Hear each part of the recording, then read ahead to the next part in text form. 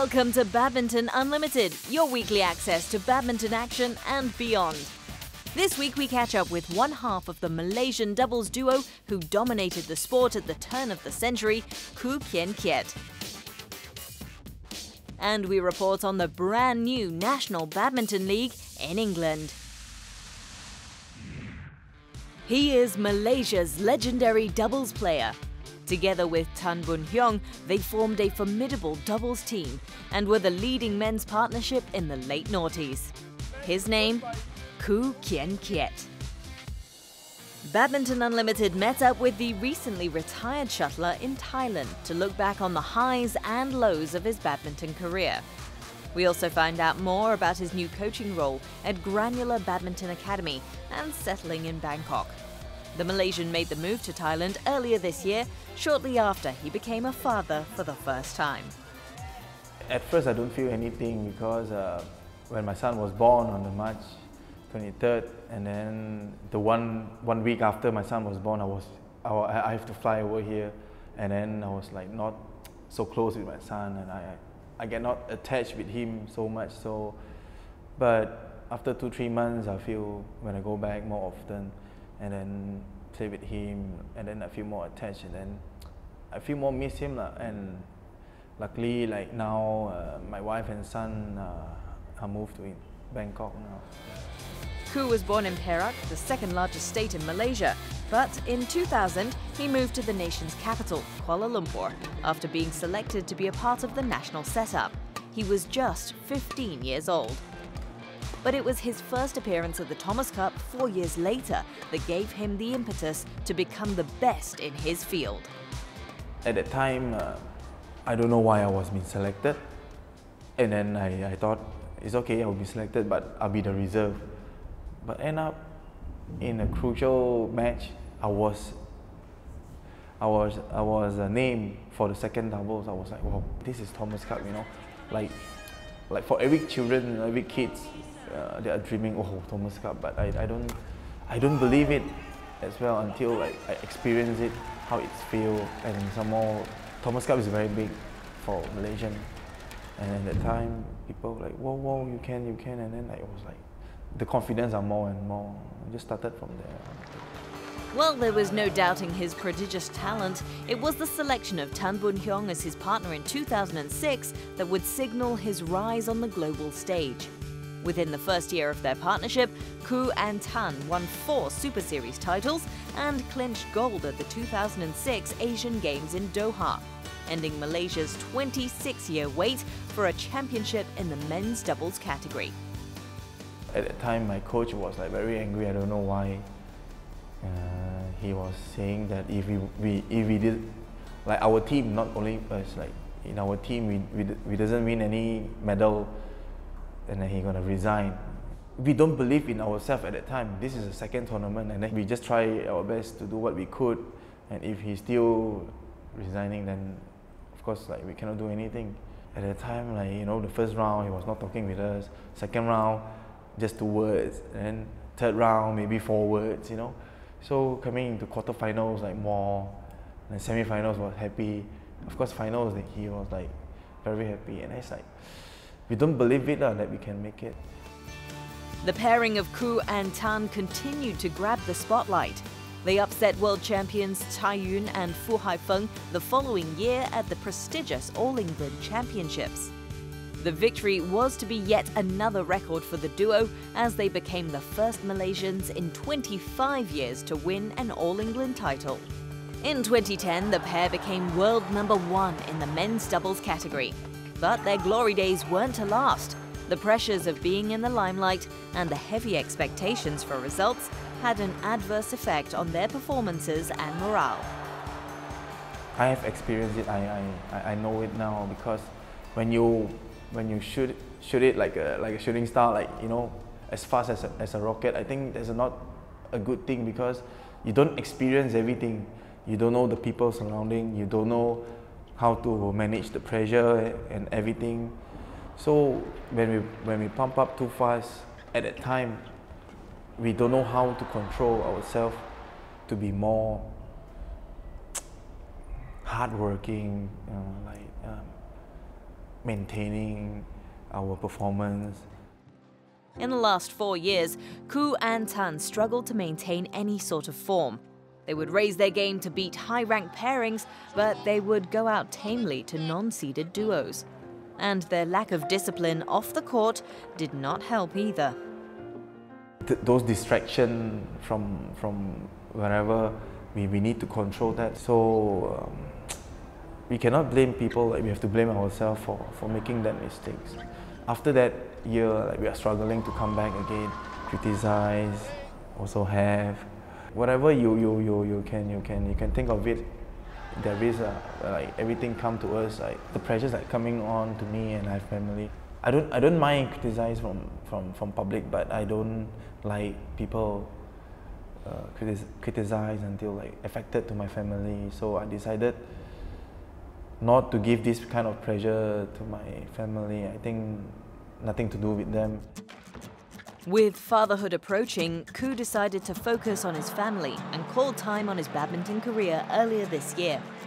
The 28-year-old is now in Thailand with Granular Badminton Academy, and in his new role as head coach, he hopes his experience can help groom the next crop of players.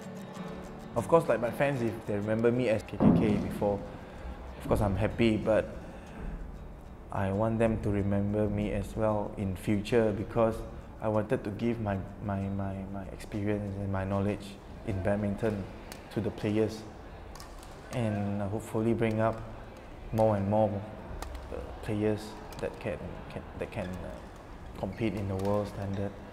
And I think that one will be, if that one people will remember me, I think I will be more happier. Only time will tell if he will become a successful coach, and we wish him all the best in his future endeavors.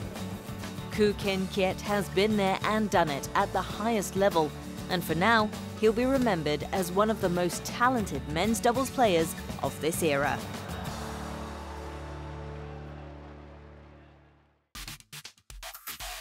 It's time for some trivia.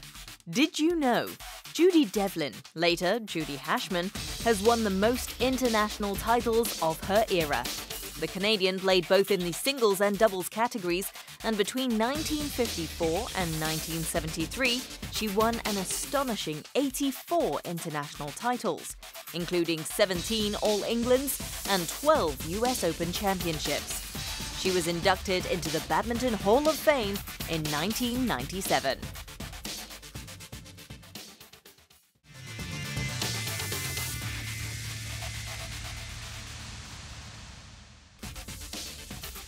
After the break, we head to one of the biggest talent searches in Asia, the Jarum Badminton Trials.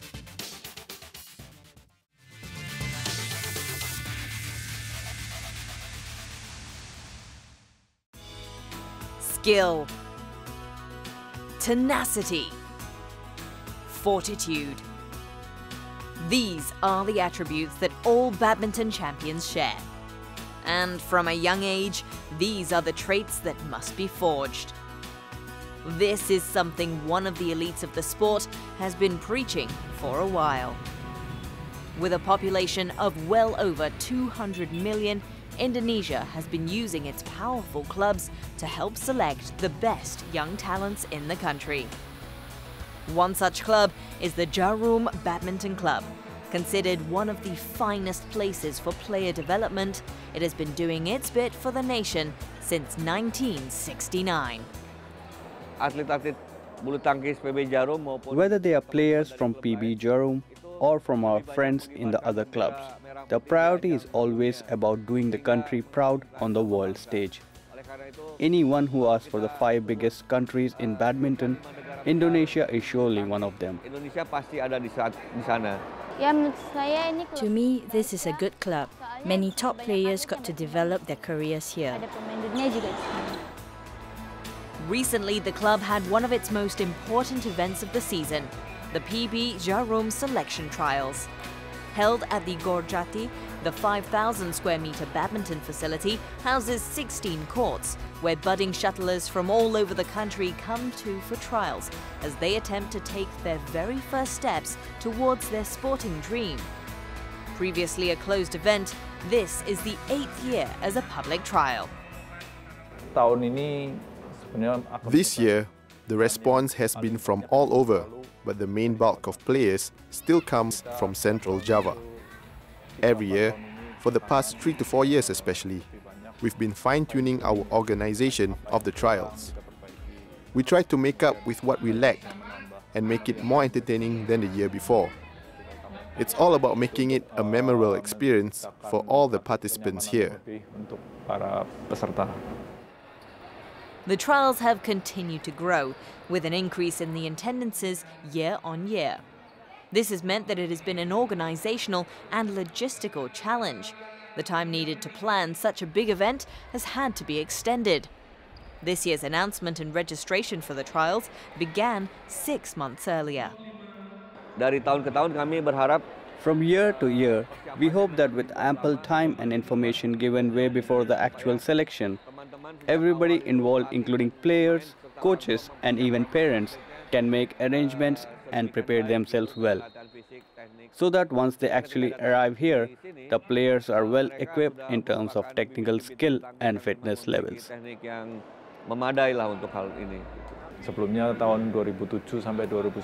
Before, in 2007 to 2009, the most participants we got was in the region of over 700. But in the past 2 years, suddenly those numbers jumped to more than 1,000. After that, we got used to it. We were able to manage things well. The event runs for a total of 3 days. In the past, the trials are split into 4 stages. At each stage, players are judged on badminton technique, footwork, and stamina. Each stage becomes progressively tougher, with the participants whittled down. This year, however, adjustments had to be made to cater to the larger turnout. For the first stage alone, we now conduct it for the first 2 days. Automatically, this means the 4th stage has to be done at a later time. Once the 3rd stage is done, we will select a provisional number of players. For a week, from this set of players, we will be conducting several physical tests before finalizing who actually makes the cut. From the hundreds of hopefuls, PB Jarum narrows it down to an average of 50 players every year. In this competitive environment, where dreams are made or broken, there is often tension. In the rules that we've already made clear at the start, we stated that selection of players does not depend on whether they win or lose in the matches they play. Sometimes there are still those who don't understand. Parents will complain asking why isn't my child selected when he or she had won, but instead her losing opponent got through. But we just accept it as the reality of the situation. For those who make the cut, a scholarship from the Jarum Foundation awaits. Not only does it give the recipients the opportunity to play badminton full-time, but the club also takes care of their academic and living needs. With the country's glory as its objective, the club's main stakeholder is determined to find the best talent for Indonesia. In the second of the 5 pillars that we have at Jarum Foundation, it is our devotion to sports since 1969. Every year we try to get more and more new talent. These public trials, along with the badminton scholarships, are part of our effort to get more athletes. Others include holding special trials to attract more of them. We want to cover as many talent sources as we can. PB Jarum's graduates are an essential part of the country's badminton history. Its alumni boast legends such as doubles specialist Christian Hadinata and 1992 Olympic men's singles champion Alan Budikusuma. 3-time All-England mixed doubles winners Tontawi Ahmad and Liliana Natsir are also among its current stable of national stars. But PB Jarum is far from resting on their laurels. They want to continue to help Indonesia capture the biggest titles the world of badminton has to offer. We are planning for success at the future Olympics like 2016, 2020, 2024 and 2028. Maybe these players who are now here will be the ones who will win us those medals. With PB Jarum leading the way in laying the country's foundation, the nation's future looks to be in safe and capable hands.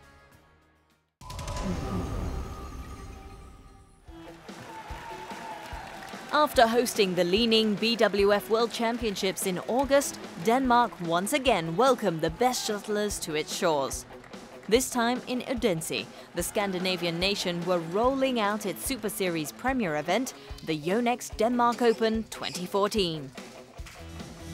Finals day was dominated by China. The women's doubles opened proceedings with two-time world champions Yu Yang and Wang Xiaoli facing Japan's Misaki Matsutomo and Ayaka Takahashi. Wang and Yu were in control right from the start, winning in 46 minutes, 21-14, 21-14, to claim their second World Super Series premier triumph for the year.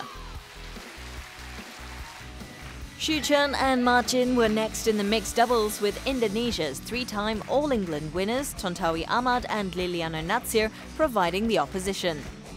The Indonesian pair were eager to get back to winning ways after a silver medal finish at last month's Asian Games. But Xu and Ma had ideas of their own though. The Malaysia Open champions dispatched their Southeast Asian opponents in 2 games, winning 22-20, 21-15. It was the women's singles next as world number 1 Li Xuerui took on compatriot Wang Yihan in an all-China final. After her shock loss to Carolina Marin at the recent Leaning BWF World Championship final, Li was a player on a mission. Despite Wang winning their last 3 meetings, there was no stopping the Olympic champion. Li won it 21-17, 22-20. Newly crowned men's singles world champion Chen Long took on Korea's Son Won-ho next as the Chinese shuttler looked to defend his title. Although he put up a spirited performance, Son couldn't stop the confident display of the Chinese world champion, who won it in straight games 21-19, 24-22. It was another Korea-China final in the men's doubles when Koreans Lee Yong-dae and Yoo Yeon-sung went up against Fu Haifeng and Zhang Nan. Number 1 seeds Lee and Yu were gunning for their 4th consecutive World Super Series title for the year and went in favourites against the recently paired Fu and Zhang. In what was to be the result for the day, the Chinese duo shocked the Koreans to win it 21-13, 25-23 and complete a Chinese sweep in the finals. It's been another successful Super Series premier event in Denmark, but the action continues in Paris, France, with the Yonex French Open.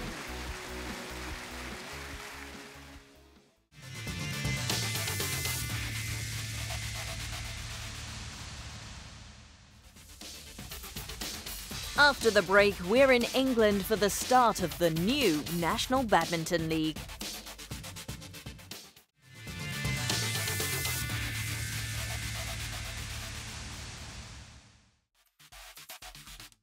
With the MetLife BWF World Superseries returning last week, we thought we'd look at the BWF Destination Dubai rankings.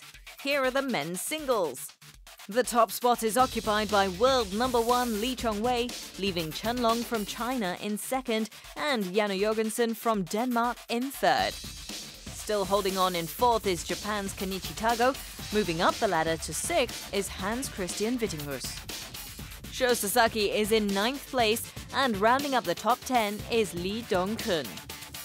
Don't forget the BWF Destination Dubai rankings are updated the Thursday after each Super Series event, so log on to www.bwfbadminton.org for the latest information. Club tournaments have always been an essential part of badminton, but the establishment of the franchise format has added a new and exciting dimension to the concept. In 2013, India launched its Indian Badminton League, a move that has proved to be very popular. Now it's the turn of England. Badminton Unlimited took a trip to Birmingham, where the National Badminton League, or NBL, kicked off its inaugural tournament at the National Indoor Arena. I guess in its infancy, this started a couple years back, very much hoping to get the buy-in of some teams that could really see a positive future for the sport, a slightly amended sport as well, bringing together some communities and players. So that started a couple years ago, and the idea of actually bringing teams and franchises together. 6 teams, some affiliated with local universities, made their debut in this highly anticipated league.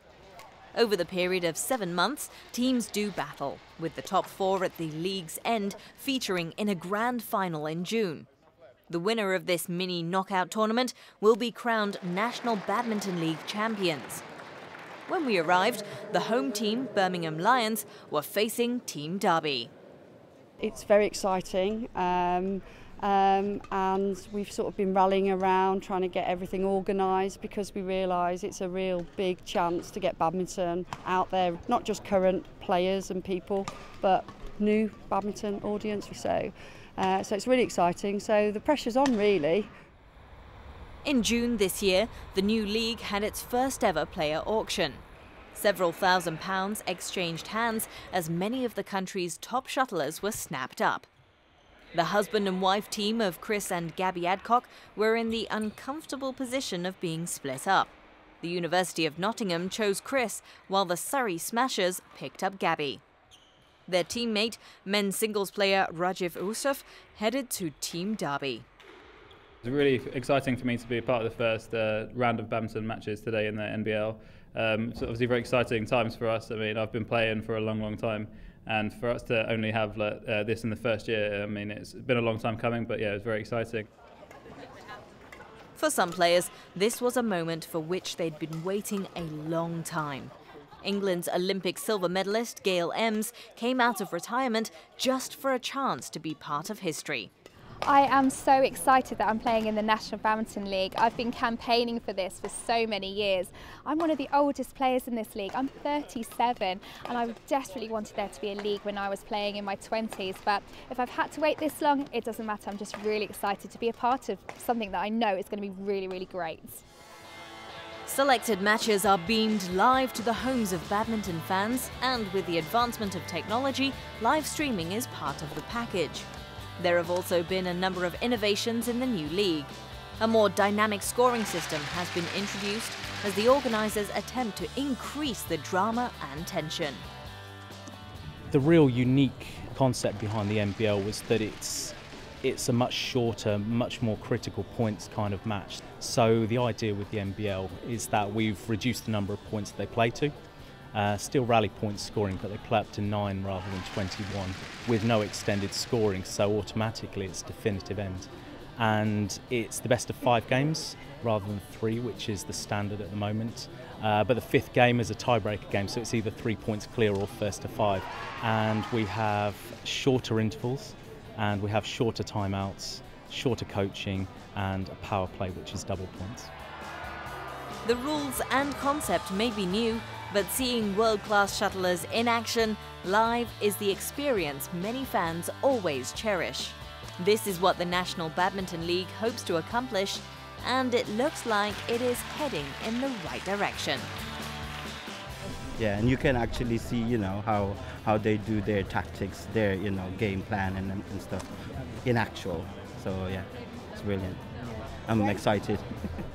I have to give it a massive thumbs up. It's a great thing for badminton. How could it not be a good thing? We've got more people coming to watch the sport. We've got a league set up which can only get more players invited through. And so for me, it's going to be a winner. A good start for England's inaugural National Badminton League. With the enthusiasm of the fans, old and new, and the dedication of the players, it is hoped that this league will continue to grow and be a fixture in the world of badminton.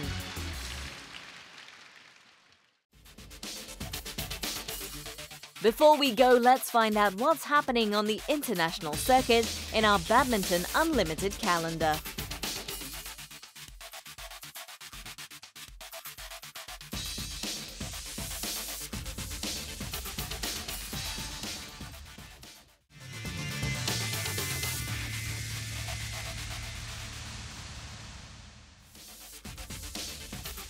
Next week on Badminton Unlimited, we're in Bulgaria to meet the sisters who are taking the game in the country to the next step. And we're in Dubai as superstar shuttler Chen Long arrives to help boost the sport in the UAE.